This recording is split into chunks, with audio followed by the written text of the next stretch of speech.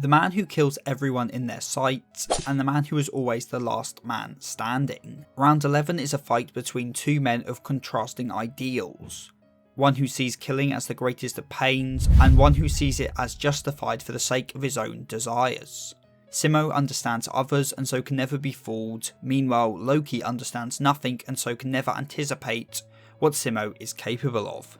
And of course this round is what we shall explore today. So if you find yourself entertained at any point during the video, then consider liking, subscribing and ringing that bell. Anyway, on with the video. Going into round 11, we once more are tied, with both humanity and the gods sitting at 5 wins each. With only 3 matches left, whoever wins here will only be one more win away from taking the tournament. And with the greater stakes of the tournament now being known to us, the reader, the pressure for humanity to win is even greater than before. And the one saddled with all the weight is of course Brunhild. For the sake of victory she will do anything. She will make her sisters give up their lives, send men out to kill her friends. That is the burden she carries. And so once more this conviction is tested, with her inviting out Loki, someone she shared many good times with, someone she truly did care for. And what did she do? She begged him to go next, begged him to walk into that arena and die for her sake. She picked out a human with the skills to kill him. In other words, she wants him to die for her sake.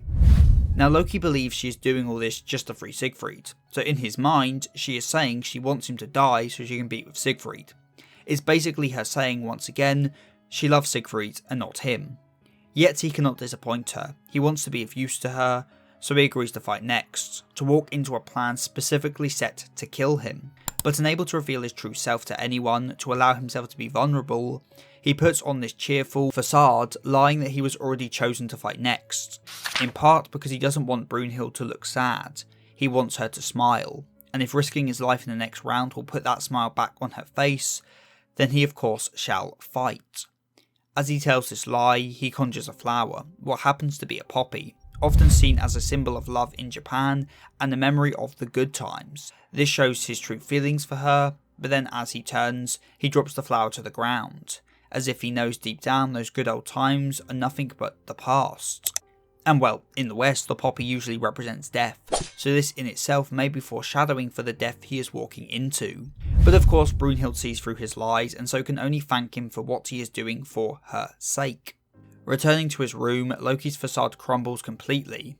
In an angered frenzy, he lashes out, destroying everything around him, everything but his doll of Brunhild, because she is the one thing he will never hurt, the only thing more precious to him than his own life. And so Brunhild calls forth the one man capable of killing the trickster god Loki, the White Death, and human history's greatest sniper, Simo, a man who by his own words is fighting for one reason, to protect our fatherland. His introduction by Heimdall portrays a killing machine, 100% accuracy, killing anyone who fell in his sights, able to spill the blood of hundreds and drive back 1 million. Compared to the emotional and chaotic Loki, he seems like a calm, emotionless killer, operating like a well-tuned machine. But is this really the case? As he enters the arena, he tells his dog to wait as he will be back. Like Loki, he is confident in his victory, and by doing so portrays a hint of his true emotional depth that we will see explored soon enough. The arena for round 11 itself is a recreation of the forests of Finland, a request by Loki as part of his cunning plans. As his introduction makes clear, he is a tricky deity, one who deceives and betrays the gods. Kinda like what he did here, going to fight without anyone else's permission, and wanting nothing more than chaos and destruction. But is this really true? Does he go around causing chaos and trickery, playing pranks on the other gods and disrupting the peace, just for the sake of it? Well no, not at all. As will become clear later on, all these things he is known for, the pranks, the trickery, the chaos, it's all ever been for Brunhild, all an act he puts on for somebody else. Something hammered home by how as he descends into the arena, Rise of the Valkyries plays. Everything he does is for the Valkyrie he loves. Maybe this is also why his entrance dance is said to be seductive, though that may be a bit of a reach. He is said to have a sinister aura, and the other gods seem a little afraid of him. Despite what many readers thought, Loki is a lot more fearsome a foe than he first appears. But again, how much of this is his true feelings and how much is just an act is hard to tell. He asks Simo how it feels to be back in this hell, suggesting one reason he picked this arena was for the sake of psychological warfare. and then says to Simo that he cannot die, and so that's why Simo must be the only one to die. Almost as if this match isn't about winning, it's about surviving, about not allowing himself to die here. He doesn't particularly want to kill Simo, but he cannot allow his own life to be lost. It's a mix of conflicting feelings, all again because of Brunhild and her request.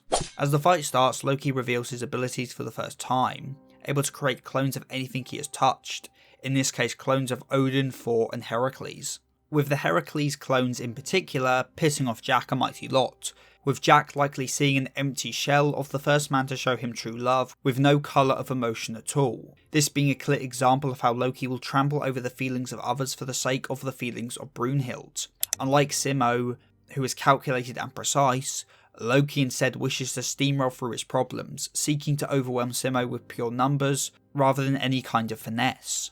Loki seeks to control Simo like a puppet master, using the power of his hands to control Simo's movements, putting strong clones mixed in with the weak ones to apply pressure. However, Simo cuts through this chaos and with one buckshot eliminates nearly every clone on the battlefield, his power ripped through Loki's own as if it was paper. However, that is to be expected. Loki's power cost him nothing, it's a cowardly way of fighting. Not putting himself on the line, not actually risking his life. He is playing it safe behind an army of empty dolls, and as such can he really expect this way of fighting to earn him the win? Simo on the other hand, despite attacking from range, is putting his life on the line. To harm a god's divine body, a human needs to either bond their soul with a Valkyrie through shared destiny, allowing their body to compete with the gods, or they need to go through Volond and obtain a divine weapon of their own. The problem is, even if Simo's gun is the divine weapon, the bullets are not. So to remedy this, he uses parts of his own Valkyrie bonded body as his bullets. By converting his own organs into ammunition, he is able to accomplish such feats, but as a result, every shot he takes literally destroys him from the inside. Loki's copies cost him nothing, but every shot Simo takes brings him closer to death's door. But the thing about Simo's bullets, his price to pay, is that it's far deeper than just a special move. Simo killed countless people to protect his fatherland, but to Simo killing is an unbearable pain, and so this ability is his atonement, this pain is his salvation. Back in 1939, a miracle was said to have been born, but it was created not by a god but by a human. Despite being human, he was a guardian deity to his fellow soldiers, who protected his home with ruthless efficiency, counting every life he took like a machine. To his fellow soldiers he was a legendary hero, an example to follow, but that was just an image he put on. Like with Loki, he acted a certain way to keep smiles on the faces of the people he cared about, but deep down he was no such thing.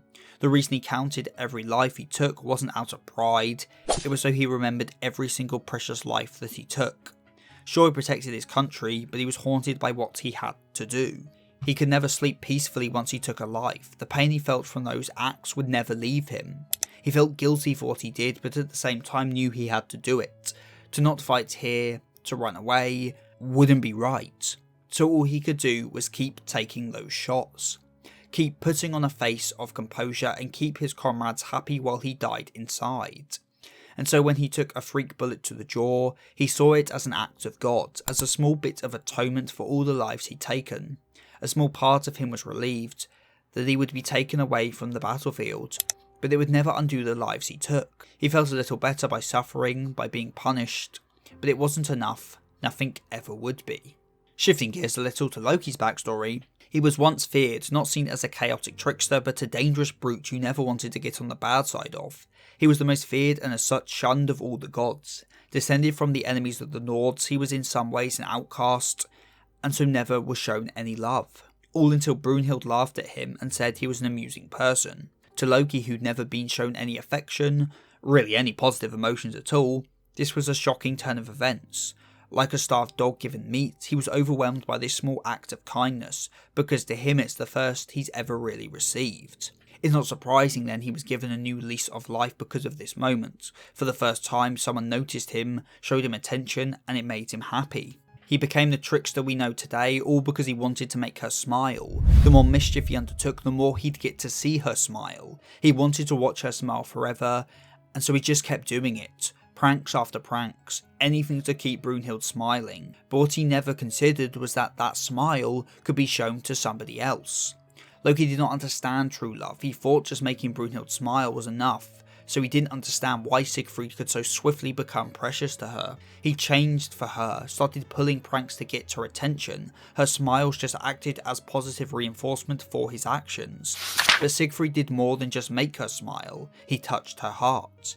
I think it's highly unlikely Brunhild ever saw Loki as a genuine romantic prospect. He was a friend to her, but I don't think she saw anything more, because well, to Loki, when he was devoid of love, he thought what he was doing was enough, when it really wasn't. And he doesn't understand this, so instead frames Siegfried. With no clue how to love, this is all he can think to do. Just get Siegfried out of the picture, so she will once again only smile for him. He thought if he had Brunhild all to himself, then that was that. He didn't get that if you took away her love, she will be sad. Didn't get why the pranks he did before no longer had the same result. He simply has no clue when it comes to love or people in general, unlike Simo who understood life and how precious every single one is. Loki would kill and rip people's lives apart without a care in the world, because unlike Simo, he doesn't understand anything. Loki's descent to the god we see now is a result of his own inability to understand others. Instead of caring about Brunhild as a person and her feelings, he crushed her, all because he selfishly wanted her to smile only at him. She knew he did it. The way he smiled makes it clear that to him, this was the same as any old prank. He simply doesn't understand the weight of any of his actions. When Brunhild enacted Ragnarok, he considers her to have taken the wrong path, talks about bringing her back, but he doesn't seem to understand he was the one who pushed her away to begin with. Through his conversation with Heracles, it's clear he is in denial. He doesn't want to admit that he pushed Brunhild away since he believed that he's all that she needs. Loki thought he was doing the right thing. As he says to Heracles, just because you've been good doesn't mean you get what you want, trying to frame his own misfortune as random, out of his control, when deep down he knows it's his own fault. Because despite what he may think, accusing Siegfried of stealing it, her smile was never his. He doesn't deserve that smile. The only one who decides who they give that smile to is Brunhild herself. And so when he finally understands he can't have it, he crashes out, spouting about murder and how he will kill anyone who gets in his way. This of course is a contrast with Simo. Simo carries the weight of his actions on his shoulders and is very much aware of the repercussions of his actions. He doesn't see himself as the good guy and what he does as right. He is pained by his actions, but due to his duty he must undertake them, hating killing more than anything else. While Loki sees no faults in his own actions, is incapable of seeing any of the harm his actions cause as his own fault. Frankly, he doesn't care about this harm at all. If it doesn't affect him personally, he doesn't care. His selfish actions are for him and him alone, not even caring about the lives he takes if it's for his own reasons. Unlike Simo, who is weighed down by his actions, Loki turns his back on his, not even giving them a second of notice. As such, Simo lives in constant regret and Loki in constant denial. One kills for his duty, one kills for the sake of their selfish one-sided love. Back to the fight, Loki makes a clone of himself that he uses as a trick, letting it get shot and die. He feels no pain from these clones, again to contrast Simo's bullets. However, in order to actually have a chance at victory, Loki needs to put his own life on the line. As he says, "I have to do it with my own two hands, isn't that right, Hilda?" And so he hides himself within a clone of Heracles and charges at Simo, putting himself in the firing line and allows himself to be shot for the sake of his plan. In some small way, Loki has changed through this fight. Just like Simo, he is taking damage for the sake of victory. But it wasn't enough. Not enough to atone for his life of selfishness. It was down to Simo's selflessness that Loki lost, as Simo would never mistake the pain of shooting down a life, and so he saw through Loki's plan, and shot down the god that had no respect for life. As Loki died, he could only think about Brunhild, thanking her for always making him happy, and even if she didn't hear it, he voiced it into the world, his love for her. Brunhild deep down knew exactly what Loki felt for her. She understood that pure, unadulterated, insane love, and by watching him die for her sake, she came to understand why he went to the lengths he did. But even so, Loki never understood that, never knew that she knew he loved her, which is about as fitting as a way to go as possible for this character. And with that, Simo Hauha, the White Death, for the first time in almost a century, had his kill count go up by 1 to 543. But he doesn't go down uninjured, taking a wound to the face from Loki, the trickster god.